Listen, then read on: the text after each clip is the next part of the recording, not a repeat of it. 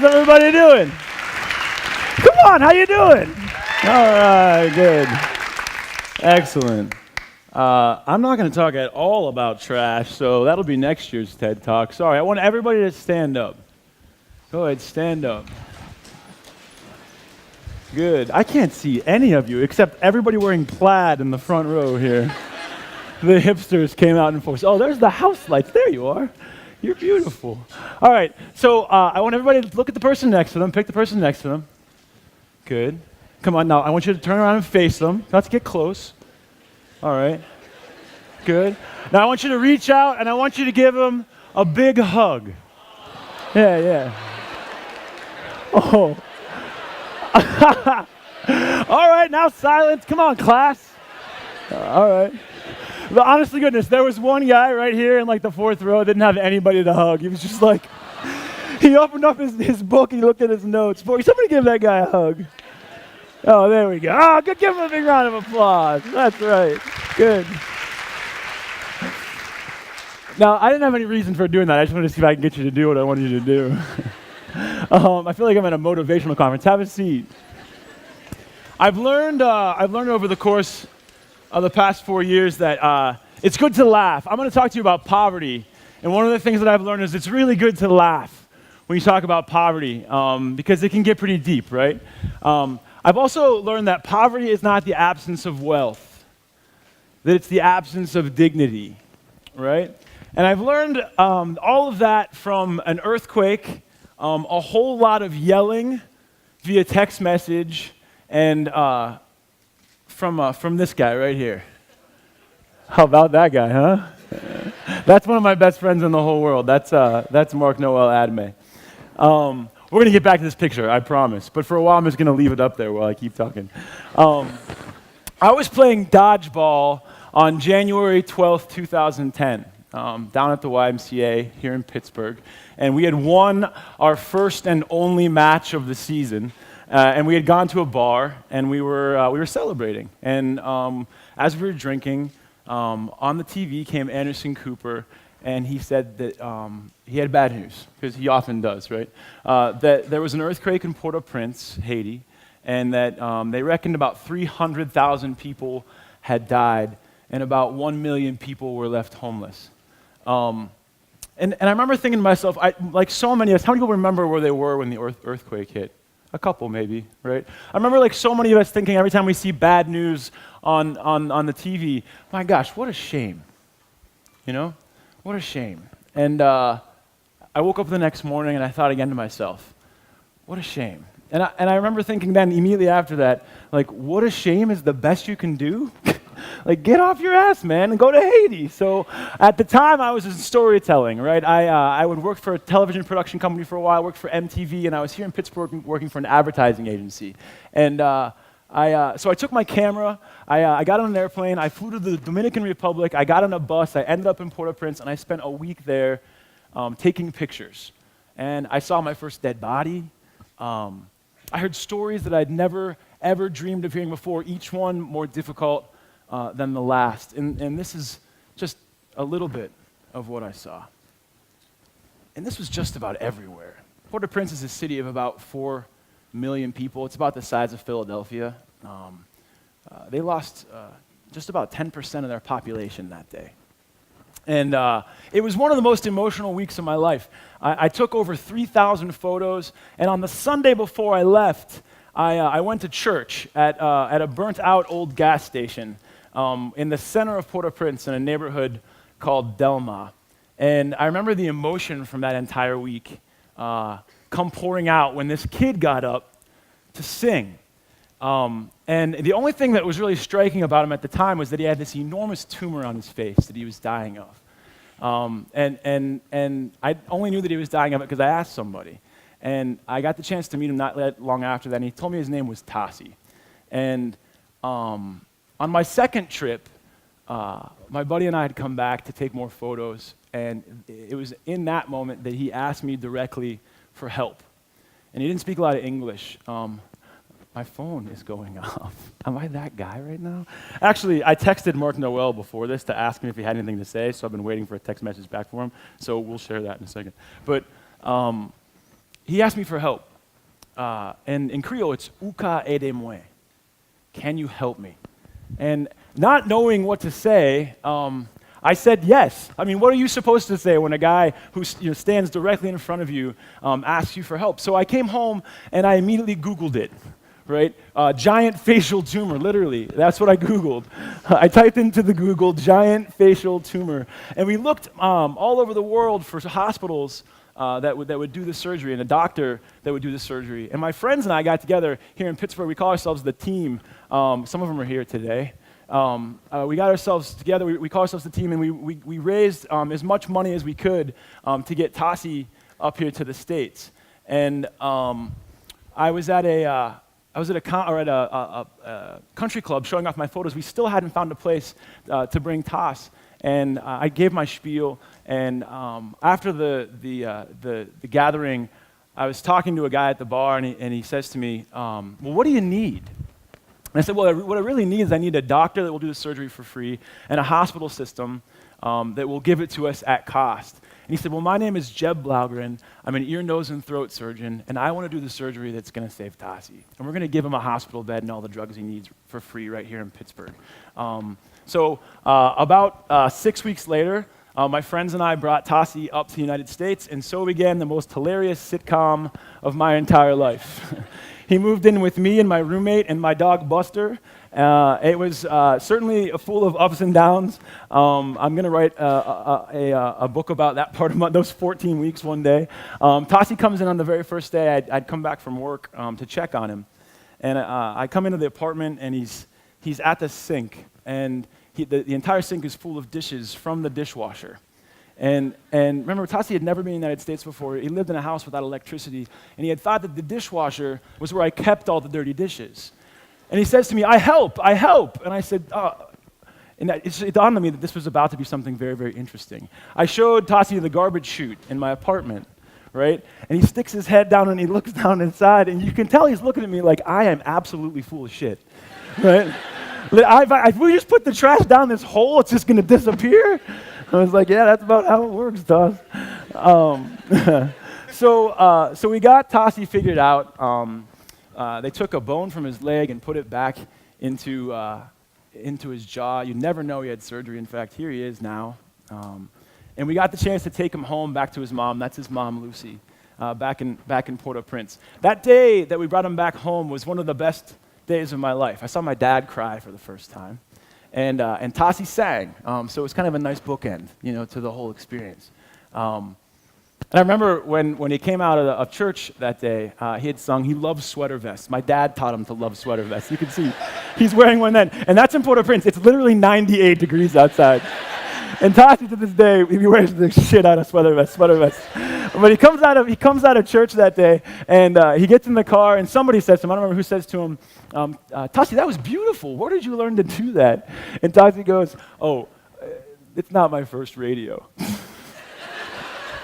It's not my first radio. But we reinserted Tassi back into Cité Soleil. And I remember thinking to myself, wow, this was a great job. Look what a good job me and my friends did. And I realized at that moment that it was all about us, right? That it had nothing to do with Tassi. And that didn't seem quite right to me, because we were reinserting Tassi back into a neighborhood that was among the worst in the world. Tassi is certainly destined, in going home to Cité Soleil, one of the poorest neighborhoods in the Western Hemisphere, to a short and violent death. So we realized right then that we needed to stick with Tass until he didn't need us anymore. Right? And it caused us to ask the question as a group, what does it mean for a poor person not to need you anymore? And that was a rather simple but almost impossibly complex question. What does it mean for the poor not to need you anymore? And we realized that the answer to that is jobs, right? The only way the poor are not going to need us any longer is if they get up and they go to work and they earn their own money every day. So the kernel of an idea began to form, and we stand on the shoulder of giants. So I came home and I started meeting with this guy. And if you don't know this guy, he literally, his office is literally 10 blocks from here. This is Bill Strickland. He started the Manchester Craftsmen's Guild. He's spoken at TED when TED was still a baby. And Bill believes that jobs end poverty. How about that? I got an expert right here in our hometown. right? And he told me, you can do what you do in Port-au-Prince the same way that we do what we do right here in Pittsburgh. And he also believes that the poor deserve beauty just as much as the rich. And that was something that hit home with me. The second guy that I looked to is a guy named Geoffrey Canada, and some of you might have heard of this guy. We were wondering then, we have all these people, how do we get the resource to put all the poor into jobs? Right? How do we tackle that problem? It's seemingly an enormous problem. And Jeffrey's the guy that has the answer. Jeffrey works in New York City until just recently, he just retired, works in New York City, and he created something called the Harlem Children's Zone. What the Harlem Children's Zone does is they work in one specific area to end poverty. So in one 40 square block area to end poverty. And the third person that I look to is my own hero. I just emailed him for the first time 2 weeks ago, and I was like, I've been following you for the past 4 years. I sound like a stalker. And I have this question. He still hasn't gotten back to me. But his name is Paul Farmer, Dr. Paul Farmer. And we realized that we're going to work with the poor, we're going to place them in the jobs, we're going to do it in one specific area. I learned from Paul that we have to do it all the way, right?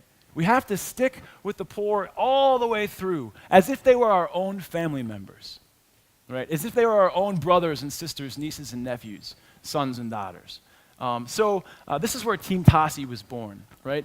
The idea that working with them as if they were our own family members, we place the poor in one specific neighborhood into jobs. And we believe that if we can place 500 people in the neighborhood we work, Menelaus, Port-au-Prince, Haiti, that we can move the needle on poverty there. Now, we've already placed 12 people into jobs in Menelaus, and the results are promising. But at the time, right, this was still a brand new model.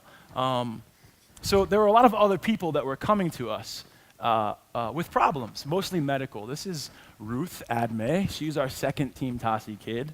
And this is her brother, Nathaniel. How about, they're the cutest kids in the world, aren't they? And this is their dad, Mark Noel, who I talked about earlier. That's Mark Noel with some of our fabric from Thread in our first product. He's a pretty smiley guy. But the Admes came to us through Tassi's brother's church. And when they came to us, Mark Noel came and he said that he had a daughter that had some problems. And we went and we met with them. And at the time, it was just me and a friend. And it turns out that Ruth was born without the ability to pee, right? Imagine that. Without the ability to pee. For the first 2 years of her life, she was reprocessing all of her own urine. So when I met her at about 20 months, 22 months old, she was close to death. Her kidneys had started to fail. There she is again. That's now, but her kidneys had started to fail, and we didn't know what to do. We thought that it was going to be as complex of a surgery as Tassi's. But as it turns out, we took her to a clinic in the Central Plateau of Haiti, and the doctor decided to try a procedure. And on the way home, Ruth peed for the first time. And for $10 and a free clinic visit, the gas that it took to get up to this little clinic in Las Cajobas, we realized that the poor don't lack resource, they lack access, right? This is one of the other lessons that we learned. But we wanted to test this model out that we developed, and we realized that the Admes were a good family to test it out with. So we decided to stick with them. And we learned that the Admes had 5 kids before the earthquake. They took on 3 more after the earthquake. Both Mark Noel and his wife had been out of work for years, and that we also learned that Mark Noel absolutely loves text messages. And he loves to yell text messages, right? Hello, Ian, this is Mark Noel, right? And you can see that every single text message that Mark Noel, he geared up in that one, right? Hello, Ian, this is Mark Noel, right? We learned that in every text message, he's very excited, but also very courteous, right? Thanks you in advance. Have a good day in Jesus' name. He signs a lot of his text messages. I'm going to write a one-act play one day called Text from Mark Noel.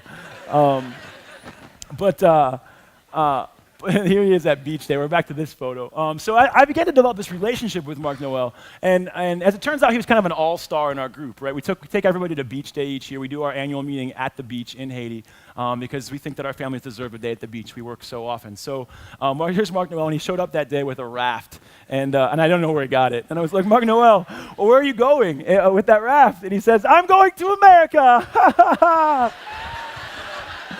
Right? But after beach day that day, we asked for feedback on how Team Tossie was doing. And one person raises their hand and they say, we'd like more beach days. Right? And another person raises their hand and they say, can beach day be longer next year? Right? And we got back that day, we asked Mark Noel about beach day. And here's what he said. Many organizations come. The organizations change. Haitian people stay the same. They give you some food and they finish. They leave. Other organizations, they just food, not jobs. Give you some money, he forget you. Give you some food, he forget you. Give you some medicine, he forget you. They don't care what we do after. They don't care. You are different. Team Tossie is very different. You sit with our families, others don't. You respect your promise. My situation has changed. I don't know what organization that gives this. I don't find it. I'm going to text your staff. I'm going to pray to God for your staff. You can see the text messages. This is for me. When I pray to God for your staff, I pray for me and for my family. So, yeah. But this still doesn't have anything to do with jobs, right? So after all this, we asked Mark Noel, well, Mark Noel, what is it that you want to do, right? And he said, well, I want to be a driver. So what's that going to take?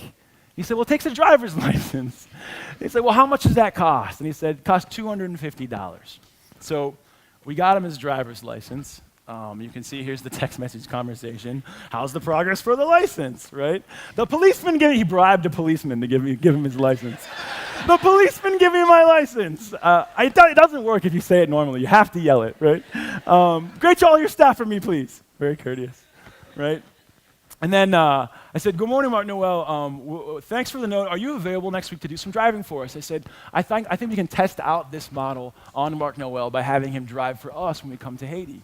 I usually like to drive, but we figured I'll sit passenger, ride shotgun, and see how Mark Noel does. So you can see he's getting excited, right? As you know, I'm available to drive for us. All my family are happy to meet you later. They're all coming, apparently, to drive. So we show up on the day of, and here he is on the day of. His wife put him in his Sunday best. I love the tie clip. And she cut his hair that day as well. I remember it was so hot that day. And Mark Noel was just sweating. He was so nervous. And he gets into the car, and the first thing I immediately realized in dread is that we had rented an automatic, and Mark Noel had never driven an automatic transmission before. So now immediately we're driving around Port-au-Prince because Mark Noel thinks that the brake is actually the clutch, right? He was just horrible.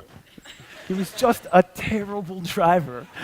I can say that we only hit 2 people that day. And at one point, we were driving through the streets of Port-au-Prince, and he'd run a red light, and I said, Mark Noel, that was a red light. And he goes, not for me. So we get home at the end of the day, and it came time to pay him. And so I pay him his wages, and he doesn't say anything. And he gets out of the car, and he walks into his house. There's a little gate. He opens the gate, and his entire family is sitting there waiting for him. They've been waiting all day to see how his first day at work had gone. And he walks in, and he says in English, tonight we eat. Your father worked today. That's the day when I learned that poverty is not the absence of wealth.